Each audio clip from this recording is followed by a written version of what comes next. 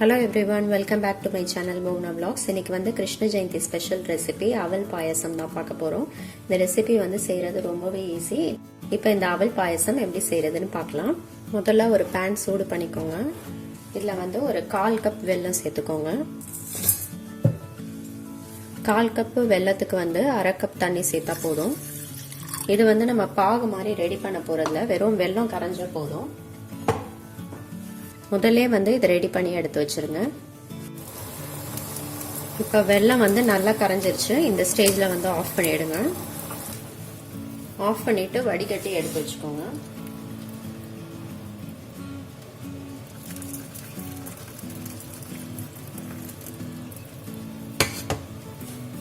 இப்போ ஒரு pan சூடு பண்ணிக்கோங்க. pan சூடான உடனே 2 டீஸ்பூன் நெய் சேர்த்துக்கோங்க. முந்திரி வந்து உங்களுக்கு எவ்வளோ பிடிக்குமோ அது மாதிரி நீங்கள் சேர்த்துக்கலாம். நான் வந்து 15 முந்திரி சேர்க்குறேன். நல்லா கோல்டன் ப்ரௌன் ஆற வரைக்கும் நல்லா வறுத்துக்கோங்க. இப்போ முந்திரி நல்லா வறுத்தாச்சு. இதை திரும்ப ஒரு பவுல்லே மாற்றிடுங்க. அடுத்து நம்ம இதே பேனில் வந்து அவல் வந்து வறுக்க போகிறோம். அவல் வந்து நான் வந்து 1/2 கப் எடுத்திருக்கேன். உங்ககிட்ட வந்து கப் மெஷர்மெண்ட் இல்லைன்னா 1/2 கப் வந்து ஆல்மோஸ்ட் இந்த கிளாஸ் அளவுக்கு வரும். ஃபர்ஸ்ட் வந்து நம்ம அவல் வந்து நல்லா வறுத்துக்கலாம். அதே மாதிரி நீங்க வெள்ளை அவலும் யூஸ் பண்ணலாம், சிகப்பு அவலும் யூஸ் பண்ணலாம். இது மீடியம் ஃப்ளேம்ல வச்சே குக் பண்ணுங்க. நல்லா வறுபடணும்.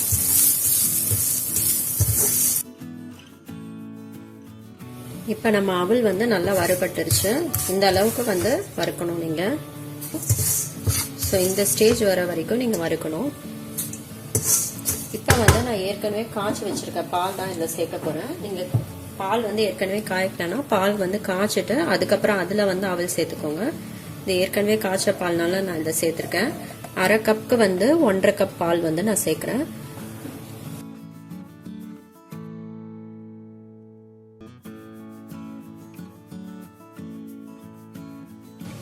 உங்ககிட்ட கப் மெஷர்மெண்ட் இல்லைன்னா இந்த கிளாஸ்ல வந்து 3 கிளாஸ் பால் சேர்த்துக்கோங்க. என்ன கிளாஸோ பவுலோ யூஸ் பண்றீங்களோ அதுக்கு வந்து 3 மடங்கு நீங்க வந்து பால் சேர்த்துக்கோங்க.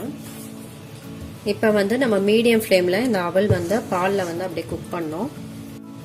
இப்ப பால் வந்து நல்லா கொதிக்க ஆரம்பிச்சு அவல் வந்து குக் ஆயிட்டு இருக்கு. அதே மாதிரி நீங்க வெள்ளை அவலுக்கு பதில் சிகப்பு அவலும் யூஸ் பண்ணலாம். இப்ப இந்த பாலோட அளவு வந்து பாத்தீங்கன்னா அப்படியே பாதியா குறைஞ்சிரும். அவல் வந்து எல்லாமே நல்லா உறிஞ்சி எடுத்துரும். அந்த ஸ்டேஜ்க்கு வந்ததுக்கு அப்புறம் தான் நம்ம வந்து ஏலக்காய் பவுடரும் வெல்லமும் சேர்க்கணும்.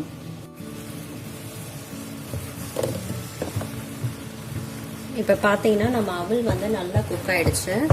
நான் எடுத்து காமிக்கிறேன்.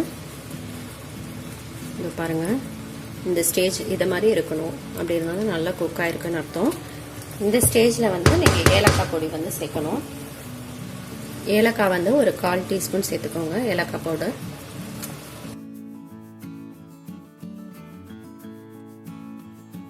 நம்ம ஏற்கனவே கரைச்சி வச்சிருக்கோம்ல அந்த வெல்லம் தண்ணி வந்து சேர்க்க போறோம்.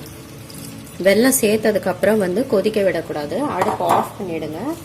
ஏன்னா வந்து பால் வந்து திரிஞ்சு போயிடும்.